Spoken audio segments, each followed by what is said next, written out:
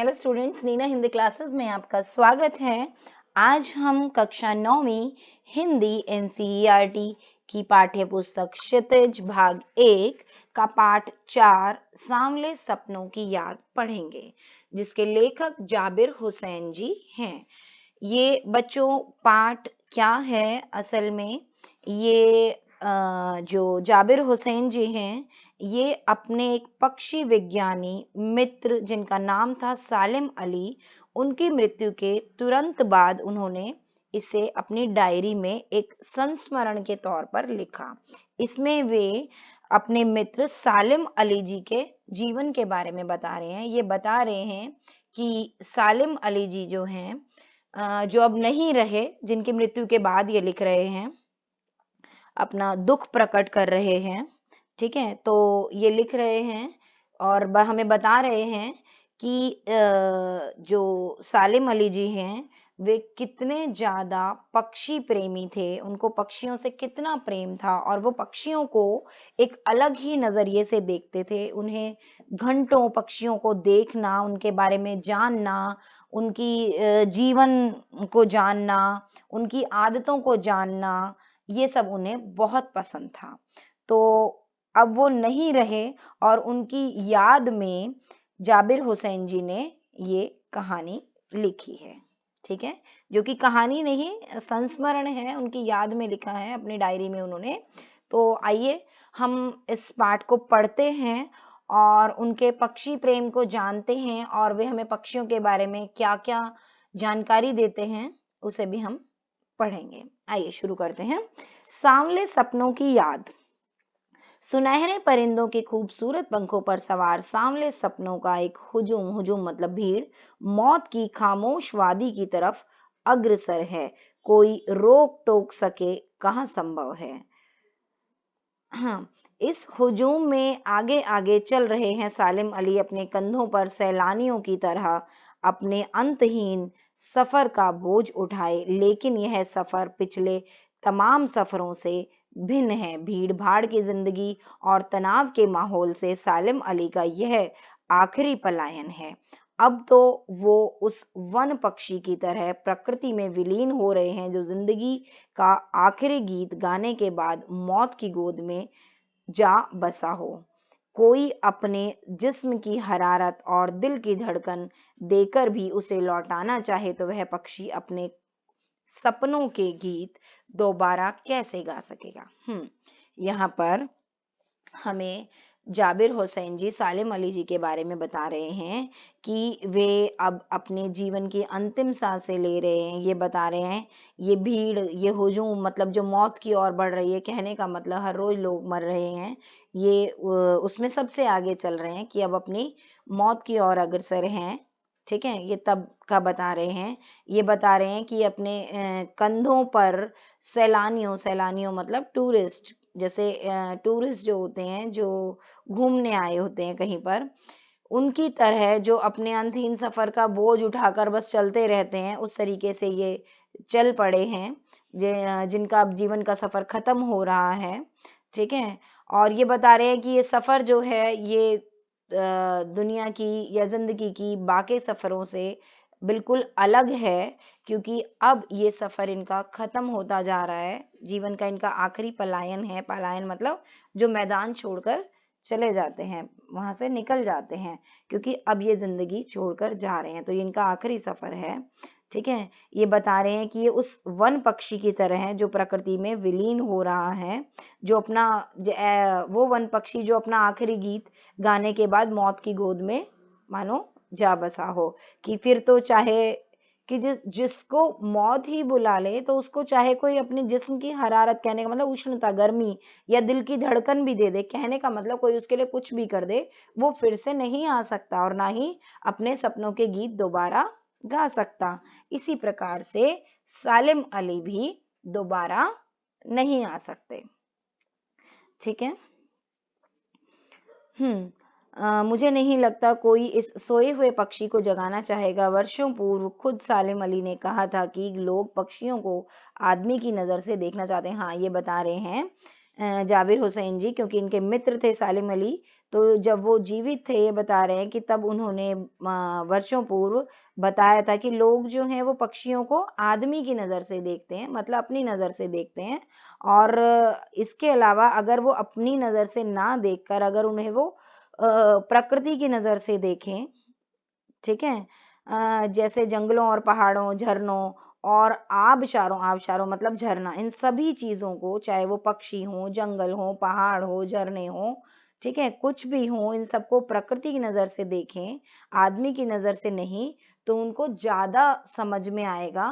वो अपना मतलब अगर कोई उनको सच में देखना चाहता है, समझना चाहता है प्रकृति को, तो वो प्रकृति की नज़र से देखे, उसे अपनी नज़र से ना देखे कि प्रकृति कैसे चल रही है और कैसा अनुभव कर रही है, खुद में कैसी मग्न है। अगर इस नजरिए से देखे तो प्रकृति को ज्यादा अच्छे से समझ पाए, ठीक है।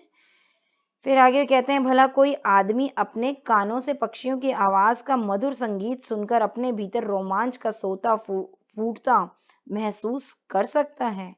कि कहने का मतलब कि कोई पक्षियों की मधुर आवाज सुनकर अपने अंदर रोमांच महसूस कर सकता है, ऐसा वे पूछ रहे हैं। फिर वो कह रहे हैं, रोमांच मतलब आनंद का अनुभव, कि अगर पक्षियों की आवाज को सुनकर, पक्षियों का मधुर संगीत क्या है, जो वो आवाज निकालते हैं, जैसे चिड़िया ची ची, कौआ काव काव, सबकी अलग अलग ध्वनि होती है, ठीक है। वो जो आवाजें निकाल रहे हैं, उसको एक संगीत समझकर और उसमें मगन हो जाना, उसमें आनंद का महसूस करना, आनंद का अनुभव करना, क्या कोई ऐसा कर सकता है? एहसास ही एहसास की ऐसी ही एक उबड़-खाबड़ जमीन पर जन्मे मिथक का नाम है सालिम अली। कहने का मतलब, सालिम अली एक ऐसे व्यक्ति थे, मिथक मतलब पौराणिक, पुराने समय के, कि एक ऐसे व्यक्ति थे जो ये सब एहसास उनको था, जो ये सब समझ पाते थे, ठीक है। वे कह रहे हैं साधारणतः कि ऐसा कोई नहीं कर पाता, इन सब में मगन हो जाना, इनमें खो जाना, प्रकृति को प्रकृति की नजर से देखना, पक्षियों की ध्वनि को एक मधुर संगीत के रूप में उसका आनंद लेना, लेकिन सालिम अली थे जो ऐसा कर पाते थे, ठीक है। फिर वे उदाहरण दे रहे हैं कि जिस प्रकार से पता नहीं जो श्री कृष्ण जी थे, वो वृंदावन में उन्होंने कब रासलीला रची थी, किसी को नहीं पता, ठीक है। और गोपियों के साथ उन्होंने शरारतें की थी, कब भांडे मतलब बर्तन फोड़े थे, मिट्टी के बर्तन फोड़ फोड़ के वो माखन निकालते थे ना, कि कब ये उन्होंने किया था, दूध छाली मतलब दूध की मलाई अपने मुंह में भरी थी। और वाटिका, वाटिका मतलब उपवन, बाग बगीचा, ठीक है, उसमें छोटे छोटे और बड़े बड़े जो पेड़ हैं, उनकी छांव में उन्होंने कब विश्राम किया था, कब दिलों की धड़कन को एकदम से तेज कर देने वाले आवाज में बंसी बजाई थी। कहने का मतलब उन्होंने कब ये सब कुछ किया था, किसी को नहीं पता कि कब ये सब कुछ हुआ था। लेकिन फिर भी आज भी अगर जब हम वृंदावन जाएं, तो नदी का, जो वहां की यमुना नदी का सांवला पानी है, उस उसे पूरे घटनाक्रम की याद दिला देगा, कि अगर कोई वृंदावन जाए तो नदी का सांवला पानी देखे, उसे छुए और महसूस करे। अगर उस समय में खो जाना चाहे, तो उसे सब कुछ ऐसे लगेगा कि जैसे उसी के समक्ष ये सब हो रहा है, ठीक है। हर सुबह सूरज निकलने से पहले जब पतली गलियों से उत्साह भरी भीड़ नदी की ओर बढ़ती है, ठीक है, सूरज निकलने से पहले जब पतली पतली, क्योंकि वृंदावन में बड़ी ही पतली पतली भीड़ी गलियां हैं, वहां से जब एक उत्साह से भरी हुई भीड़ नदी की ओर बढ़ती है, तो लगता है जैसे उस भीड़ को चीरकर अचानक कोई सामने आएगा और बंसी की आवाज पर सब किसी के कदम थम जाएंगे। कि ऐसे उस भीड़ में से अचानक से श्री कृष्ण आएंगे और बांसुरी बजाएंगे, जिससे सबके कदम थम जाएंगे, ऐसा सा लगता है, ठीक है। हर शाम सूरज ढलने से पहले जब वाटिका का माली सैलानियों को हिदायत मतलब हिदायत मतलब अनुदेश देगा, तो लगता है जैसे बस कुछ ही क्षणों में वो कहीं से आ टपकेगा। कौन? श्री कृष्ण। और संगीत का जादू वाटिका के भरे पूरे माहौल पर छा जाएगा। कौन सी वाटिका? जहां पर श्री कृष्ण रास रचाते थे, गोपियों के साथ खेलते थे, कि वहां पर मानो फिर से ऐसे लगता है हर शाम को कि श्री कृष्ण वहां पर आ जाएंगे। ठीक है, वृंदावन कभी कृष्ण की बांसुरी के जादू से खाली हुआ है क्या? जैसे श्री कृष्ण को कभी भुला नहीं पाए, उसी प्रकार से सालिम अली जी ने भी अपना जादू सा छोड़ा है, उनको भी कभी कोई नहीं भूल सकता। उनका जो पक्षियों के लिए प्रेम था, उनके बारे में जानना और जानकारी देना, उस सब को कोई कभी नहीं भूल सकता। ठीक है, आइए आगे पढ़ें। मिथकों की दुनिया में इस सवाल का जवाब तलाश करने से पहले एक नजर कमजोर काया वाले उस व्यक्ति पर डाली जाए जिसे हम सालिम अली के नाम से जानते हैं। हाँ, ये बता रहे हैं कि मिथकों की दुनिया में, जहाँ पौराणिक उसकी दुनिया में मतलब पौराणिकता की दुनिया में इस सवाल का जवाब, कि हम पुराने समय में अगर जाएं और इस सवाल का जवाब तलाशें, उससे पहले एक हम उस कमजोर काया वाले, मतलब पतले से शरीर वाले, कमजोर से शरीर वाले उस व्यक्ति पर नजर डालें जिसे हम सालिम अली के नाम से जानते हैं। उनकी उम्र कितनी हो गई थी? उनकी उम्र शती तक पहुंचने वाली थी, मतलब 100 वर्ष के वो होने वाले थे। तो संभव है उनकी यात्राओं की थकान, जो उन्होंने इतनी यात्राएं की थी बच्चों, उन्होंने बहुत सारी पक्षियों के बारे में जानने के लिए, भिन्न भिन्न स्थानों में कौन कौन से पक्षी होते हैं, वो क्यों होते हैं, कैसे होते हैं, उनकी क्या जरूरतें हैं, ठीक है, वो सब कुछ जानने के लिए वो जगह जगह की यात्रा भी करते थे।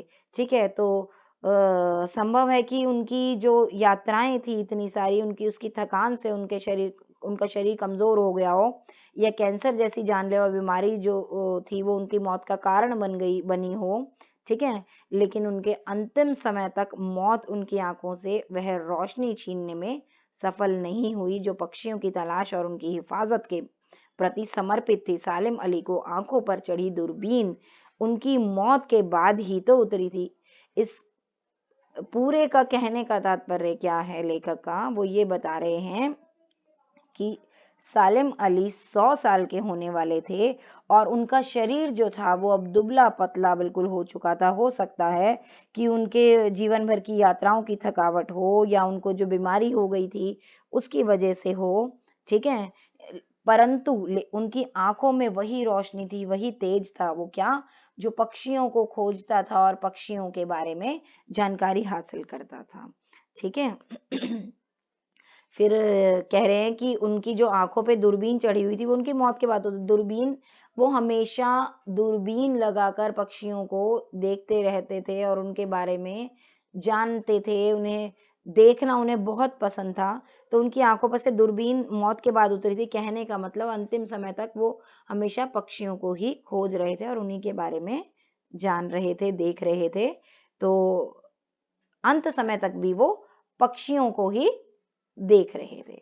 ठीक है, उन जैसा बर्ड वॉचर जो पक्षियों को देखे, बारीकी से जाने, शायद ही कोई हुआ हो। लेकिन एकांत क्षणों में सालिम अली बिना दूरबीन भी देखे गए हैं।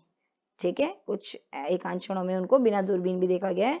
दूर क्षितिज, क्षितिज क्या होता है? जहां पर धरती आसमान मिलते हैं, तक फैली जमीन और झुके आसमान को छूने वाली उनकी नजरों में कुछ कुछ वैसा ही जादू था जो प्रकृति को अपने घेरे में बांध लेता है। सालिम अली उन लोगों में से थे जो प्रकृति के प्रभाव में आने की बजाय प्रकृति को अपने प्रभाव में लाने के कायल होते हैं। हाँ, उनमें ऐसा सा गुण था जो प्रकृति की ओर न खिंचकर प्रकृति उनकी ओर खिंच जाए। मतलब वो इतने सीधे, सच्चे, और जिसे कहेंगे कि शुद्ध, प्योर थे, और पक्षियों में इतना खोए रहे, प्रकृति से उन्हें इतना प्रेम था, वो प्रकृति का एक हिस्सा बन चुके थे, प्रकृति उनकी और आकर्षित होती थी। ठीक है, उनके लिए प्रकृति में हर तरफ एक हंसती खेलती रहस्य भरी दुनिया पसरी थी। यह दुनिया उन्होंने बड़ी मेहनत से अपने लिए गढ़ी थी। इसके गढ़ने में उनकी जीवन साथी तहमीना ने काफी मदद पहुंचाई थी। तहमीना स्कूल के दिनों में उनकी सहपाठी रही थी। हाँ, यहाँ पर क्या कह रहे हैं कि वे मानते थे कि हर वक्त और हर तरफ प्रकृति में कहीं ना कहीं एक हंसती खेलती दुनिया है। वे उनको हर वक्त प्रकृति में लगता था कुछ ना कुछ रहस्य है जिसे वो जानने की कोशिश करते थे और बारीकी से प्रकृति को वो निहारते थे, समझते थे। ठीक है। और प्रकृति में उनकी एक अपनी दुनिया बनी हुई थी जिसमें वे आनंद लेते थे और उन्हें एक हंसती खेलती दुनिया उसमें नजर आती थी जो उन्होंने खुद ही बनाई थी। ठीक है, अपने ही ज्ञान से और अपनी रुचि से। और इस चीज में उनकी जीवन साथी मतलब उनकी पत्नी तहमीना ने उनको बहुत मदद की थी। अपने लंबे रोमांचकारी जीवन में ढेर सारे अनुभवों के मालिक सालिम अली एक दिन केरल की साइलेंट वैली को रेगिस्तानी हवा के झोंकों से बचाने का अनुरोध लेकर चौधरी चरण सिंह से मिले थे। वे प्रधानमंत्री थे। चौधरी साहब गांव की मिट्टी पर पड़ने वाली पानी की पहली बूंद का असर जानने वाले नेता थे। पर्यावरण के संभावित खतरों का जो चित्र सालिम अली ने उनके सामने रखा उसने उनकी आंखें नम कर दी थी। हाँ तो बच्चों, केरल में एक साइलेंट वैली जहाँ पक्षियों को सुरक्षित रखा जाता है, उनकी सुरक्षा की जाती है, जहाँ पर बहुत बारिश होती है, हरे भरे वन है वहाँ पर, और पशु पक्षियों की भिन्न भिन्न प्रकार की प्रजातियां वहाँ पर पाई जाती हैं। तो उसे सुरक्षित रखने के लिए, ताकि रेगिस्तान की जो हवा के झोंके वहां आने वाले थे उससे बचाया जा सके, उनके लिए कुछ सुरक्षा कार्यक्रम किए जाएं, कुछ सुरक्षा व्यवस्था की जाए, उसका अनुरोध लेकर वे चौधरी चरण सिंह से जाकर मिले जो कि प्रधानमंत्री थे। और यहाँ पर बता रहे हैं चौधरी चरण सिंह जो थे वो भी बहुत ही प्रकृति को समझते थे कि पानी की पहली बूंद का असर भी उनको समझ में आता था कि पानी की पहली बूंद भी पड़ेगी तो प्रकृति पे कहाँ पर किस प्रकार से क्या प्रभाव पड़ेगा। तो इसलिए प्रकृति और पर्यावरण का जो चित्र सालिम अली ने उनके सामने रखा, जो बताया, उससे उनकी आंखें नम हो गई क्योंकि वो उसको समझ पाए, क्योंकि वे भी प्रकृति प्रेमी थे। अब बता रहे हैं कि आज ना ही तो सालिम अली हैं और ना ही चौधरी साहब, कौन बचा है जो अब सौंधी माटी पर उगी फसलों के बीच एक नए भारत की नींव का संकल्प लेगा। कौन बचा है जो अब हिमालय और लद्दाख की बर्फीली जमीनों पर जीने वाले पक्षियों की वकालत करेगा, क्योंकि पक्षियों की वकालत करके उनकी सुरक्षा के लिए तो पहुंचे थे ना चौधरी चरण सिंह जी से मिलने। ठीक है, तो बता रहे हैं कि ना ही तो अब चौधरी साहब बचे हैं और ना ही सालिम अली, तो अब कौन उन पक्षियों की वकालत करेगा, कौन उनको संकटों से बचाएगा। सालिम अली ने तो जो अपनी आत्मकथा लिखी, मतलब अपने बारे में, उसका नाम भी उन्होंने क्या रखा था, फॉल ऑफ अ स्पैरो। ठीक है, एक चिड़िया का गिरना, ये उन्होंने अपनी आत्मकथा का नाम रखा। फिर ये बता रहे हैं कि मुझे याद आ गया D.H. लॉरेंस की मौत के वक्त, ऐसा ही ये उदाहरण देकर किसी और व्यक्ति की बात बता रहे हैं कि D.H. लॉरेंस एक व्यक्ति थे जिनकी मौत के बाद लोगों ने उनकी पत्नी फ्रीडा लॉरेंस से अनुरोध किया था, रिक्वेस्ट की थी कि वो अपने पति के बारे में कुछ लिखें। फ्रीडा चाहती तो बहुत सारी बातें लॉरेंस के बारे में लिख सकती थी, अपने पति के बारे में, क्योंकि जीवन भर उनके साथ रही, लेकिन जो फ्रीडा थी उनकी पत्नी थी, कौन, फ्रीडा, D.H. लॉरेंस की। D.H. लॉरेंस कौन है, किसी और ऐसे ही व्यक्ति के बारे में बता रहे हैं जो कि प्रकृति प्रेमी थे। ठीक है, तो उनकी पत्नी ने, चाहती तो बहुत कुछ लिख सकती थी, लेकिन उन्होंने क्या कहा कि मेरे लॉरेंस के बारे में कुछ लिखना असंभव सा है। उनकी पत्नी ने कहा कि मुझे लगता है कि मुझसे ज्यादा तो जो छत पे बैठी गौरैया हैं वो लॉरेंस के बारे में मुझसे ज्यादा जानते हैं, क्योंकि वे प्रकृति से बहुत प्रेम करते थे और प्रकृति उनसे, तो जो पक्षी थे वो भी उनसे बहुत जुड़े हुए थे। मुझसे भी ज्यादा जानती है वो, और वो सचमुच इतना खुला खुला और सादा दिल आदमी था। मुमकिन है लॉरेंस मेरी रगों में, मेरी हड्डियों में समाया हो। कहने का तात्पर्य मुझसे जुड़े हुए थे, लेकिन मेरे लिए कितना कठिन है उसके बारे में अपने अनुभवों को शब्दों का जामा पहनाना। कहने का मतलब कि जो अनुभव मेरा उनके साथ रहा, उस बारे में मैं कुछ शब्द लिख सकूं, ये असंभव सा है। ठीक है, फिर उन्होंने कहा मुझे यकीन है कि मेरी छत पर जो गौरैया बैठी है वो उसके बारे में और हम दोनों ही के बारे में मुझसे ज्यादा जानकारी रखती है। इस प्रकार वे उस उदाहरण से ये बता रहे हैं कि वे कितने प्रकृति प्रेमी थे। कौन कौन थे प्रकृति प्रेमी? यहाँ पर ये किसी और की बात बता रहे हैं, D.H. लॉरेंस की बात बता रहे हैं। ठीक है, एक उदाहरण देकर बता रहे हैं। फिर ये बता रहे हैं जटिल प्राणियों के लिए सालिम अली हमेशा एक पहेली बने रहेंगे। जो जटिल प्राणी है, कठिन, जो जिनको ये चीजें नहीं समझ में आती, वे सालिम अली उन सब के लिए तो एक पहेली ही बने रहेंगे। बचपन के असल में हुआ क्या था, बचपन के दिनों में उनकी एयर गन तो बच्चों को पता होगा ना, एयर गन से घायल होकर एक जो नीलकंठ की घायल होकर एक पक्षी गिर गया था, गौरैया एक, ठीक है, और सारी जिंदगी उन्हें खोज के नए नए रास्ते की तरफ जो ले जाती रही। मतलब एक पक्षी उनसे घायल हो गया था जिसकी उन्होंने देखभाल करी और उसकी वजह से ही उनका जीवन बदल गया। फिर ये पक्षियों की ओर ध्यान देने लगे और पक्षी प्रेमी होते चले गए और धीरे धीरे नए नए खोज ये करते रहे, नए नए रास्तों की तरफ जाते रहे। ठीक है, जिंदगी की ऊंचाइयों में उनका विश्वास एक क्षण के लिए भी डिगा नहीं, कभी भी। ठीक है, वो लॉरेंस की तरह नैसर्गिक जिंदगी का प्रतिरूप बन गए थे। मतलब एक स्वाभाविक सी, सहज, साधारण सी जिंदगी, ठीक है, जो खुद में ही मगन रहे, ठीक है, जिसे दुनियादारी की परवाह ना हो। सालिम अली प्रकृति की दुनिया में एक टापू बनने की बजाय अथाह सागर बनकर उभरे थे। हाँ, एक टापू जो सागर के किनारे पे, सागर के बीच में होता है, उसकी बजाय ये पूरा सागर बन के उभरे थे। जो लोग उनके भ्रमणशील स्वभाव को, उनकी यायावरी से परिचित हैं, हाँ, उनके भ्रमणशील स्वभाव और उनकी यायावरी से परिचित हैं, उन्हें महसूस होता है कि वो आज भी पक्षियों के सुराग में ही निकले हैं और बस अभी गले में लंबी दूरबीन लटकाए अपने खोजपूर्ण नतीजों के साथ लौट आएंगे। जब तक वो नहीं लौटते, क्या उन्हें गया हुआ मान लिया जाए? मेरी आंखें नम हैं सालिम अली, तुम लौटोगे ना? यहाँ पर क्या बता रहे हैं लेखक? जाबिर हुसैन